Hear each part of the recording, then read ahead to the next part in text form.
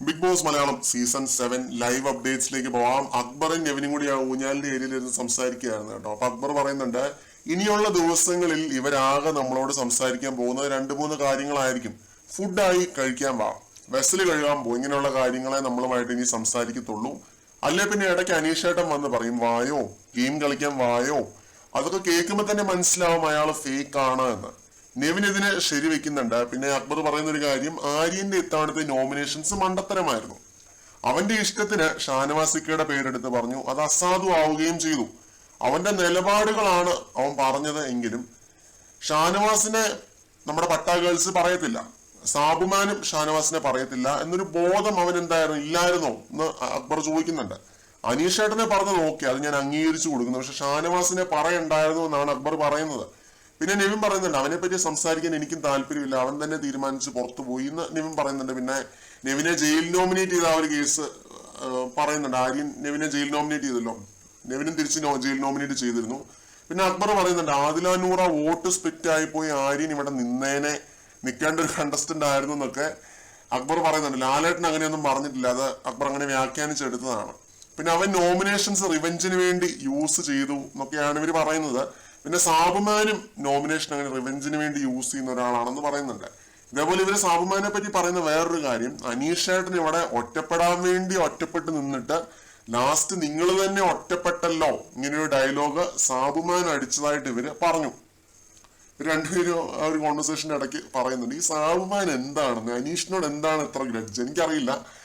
അപ്പം ഇതാണ് സംഭവം. ഇതൊക്കെ സംസാരിച്ചുകൊണ്ടിരുന്ന ആ സമയത്താണ് നമ്മുടെ ഏഷ്ണി കുഞ്ഞുമാൻ, ഇള്ള കുഞ്ഞ് ക്യൂട്ട് ചിരി സാബുമാൻ അവിടെ പോയി ഇരിക്കുന്നത്. എന്നിട്ട് പിന്നെ ഇവര് മൈജി കോർണറിലേക്കൊക്കെ പോകുന്നുണ്ട്.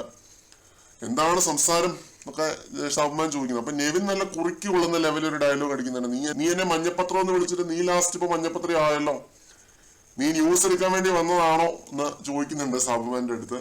സാബുമാൻ ഒന്നും പറയാനില്ല കേട്ടോ, ന്യൂസ് എടുത്ത് അങ്ങോട്ടും ഇങ്ങോട്ടും വെതറി ഏഷ്ണി കളിക്കുന്ന ഒരു കണ്ടസ്റ്റന്റ് ആണ് സാബുമാൻ. അപ്പൊ ആ രീതിയിലേക്ക് ആയിരിക്കുകയാണ്, വെറും ഏഷ്ണി എന്നുള്ള ഒരു പേരിലേക്ക് വന്നിരിക്കുകയാണ്. ഏഷ്ണി കുഞ്ഞുമോൻ എന്ന് വിളിക്കുന്നതായിരിക്കും നല്ലത്. അപ്പോൾ ഇതാണ് സംഭവം. എന്നിട്ട് നെവിൻ ഓർത്തോണ്ടിരിക്കുന്നത് നെവിൻ എന്തോ ഭയങ്കര ആരാധക വൃന്ദങ്ങളാണെന്നൊക്കെയാണ് കേട്ടോ. ശരിക്കും നെവിൻ 8 തവണയൊക്കെ നോമിനേഷനിൽ വന്നപ്പോഴും ലാസ്റ്റ് ആയിരുന്നു. അക്ബർ നെവിനൊക്കെ നോമിനേഷനിൽ ഏറ്റവും താഴെ നിൽക്കുന്ന 2 പേരാണ്. പക്ഷെ എന്നിരുന്നാലും നെവിന്റെ ഒരു എഫേർട്ട്, ഇൻഡസ്ട്രിയൽ ബാക്ക്ഗ്രൗണ്ട് ഒന്നും ഇല്ലാതെ ഒരു എഫേർട്ട് എടുത്ത് കോണ്ടന്റുകൾ ക്രിയേറ്റ് ചെയ്ത് പുറത്തേക്ക് കൊടുക്കുന്നു. ഇതൊക്കെ കൊണ്ട് നെവിനോടൊരു റെസ്പെക്ട് ഉണ്ട്. ആസ് എ കണ്ടസ്റ്റന്റ് നെവിന് നല്ല രീതിയിൽ തന്നെ നിൽക്കാനായിട്ട് പറ്റി. ഇപ്പൊ നെഗറ്റീവ് ഓർ പോസിറ്റീവ് കോണ്ടന്റുകൾ പുറത്തേക്ക് കൊടുത്ത് നെവിന് നിൽക്കാനായിട്ട് പറ്റി. പക്ഷെ ഇങ്ങനെ ഈ അഹങ്കാരം പറയുന്നത് അല്ലെങ്കിൽ അഹങ്കാരം കാണിക്കുന്നതിനോട് ഒരു യോജിപ്പുമില്ല.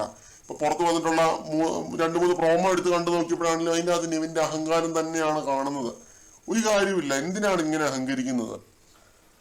ഇങ്ങനെ അഹങ്കരിക്കേണ്ട ഒരു ആവശ്യമില്ല. PR പിന്നെ എന്താണ് ബോഡി ഗാർഡിനെ വെക്കും എന്നൊക്കെ ഇന്നലെ പറയുന്നതായിട്ട് കേട്ടിരുന്നു, ബൗൺസേഴ്സിനെ വെക്കും. ഇതൊക്കെ എന്തിനാണ്, ഇങ്ങനെയൊക്കെ എന്തിനാണ് പറയുന്നത്? തമാശക്കാണെങ്കിലും ഉണ്ടല്ലോ, നമുക്കൊരു ഹമ്പിൾ ആയിട്ടിരിക്കുക എന്നുള്ളൊരു കാര്യമുണ്ട്. നെവിൻ ഒട്ടും തന്നെ ഹമ്പിൾ അല്ല, ആ ഒരു കാര്യം എടുത്തു പറയണമെന്ന് തോന്നി. അപ്പൊ ഇതൊക്കെയാണ് പറയുന്നത് കേട്ടോ. അനീഷേട്ടൻ വന്ന് വിളിക്കുന്ന ആ ഒരു സംഭവമൊക്കെ ഫേക്ക് ആണെന്നും, പിന്നെ അനീഷേട്ടൻ എന്താണ് ഒറ്റപ്പെടാൻ വേണ്ടി ഒറ്റപ്പെട്ട് നിന്നിട്ട് ലാസ്റ്റ് ഒറ്റപ്പെട്ടത് അക്ബറും നെവിനും ഒക്കെ ആണല്ലോ എന്ന്. ശരിക്കും ഒറ്റപ്പെടൽ ഗെയിം തന്നെയാണ് ഇവർ കളിച്ചു വരുന്നത്. ഇവര് തന്നെ പറയുന്നുണ്ട്, ഞങ്ങൾ ഇച്ചിരി നേരം ഒറ്റപ്പെട്ടിട്ട് വന്നിരുന്ന് കഴിക്കാം. അവിടെ ബാക്കി എല്ലാവരും കഴിച്ചുകൊണ്ടിരുന്ന സമയത്താണ് കേട്ടോ, നിങ്ങൾ കുറച്ചു നേരം ഇരുന്ന് ഒറ്റപ്പെട്ടിട്ട് വരാം, പോയിരുന്ന് കഴിച്ചോളാം എന്ന് പറയുന്നുണ്ട്. സൗമ്യ ഫുഡ് കഴിക്കാൻ വേണ്ടി വിളിച്ചതാണ്, ഒറ്റപ്പെട്ടിട്ട് പോയിരുന്ന് കഴിക്കാം. എന്നിട്ട് മൈജി കോർണറിൽ ഇരുന്ന് കുറച്ചു നേരം കത്തി വെച്ചിട്ടാണ് ഇവര് പോയിരുന്ന് ഫുഡ് കഴിക്കുന്നത്. അപ്പോൾ എല്ലാവരുടെയും കൂടെ പോയിരുന്ന് ഫുഡ് കഴിച്ചു കഴിഞ്ഞാൽ ഒറ്റപ്പെടുകയാണെന്നുള്ളൊരു സംഭവം പുറത്തേക്ക് വരത്തില്ലല്ലോ. ഇതൊക്കെയാണ് ലൈവിൽ ഇപ്പോൾ ഒരു വഴക്ക് നടന്നുകൊണ്ടിരിക്കുകയാണ്. നമ്മുടെ ആദിലയും അനുമോളും തമ്മിൽ സൗന്ദര്യപ്പണക്കമാണ്. അത് പോയി കണ്ടിട്ട് വരാം. കൂടുതൽ അപ്ഡേറ്റ്സുമായിട്ട് വീണ്ടും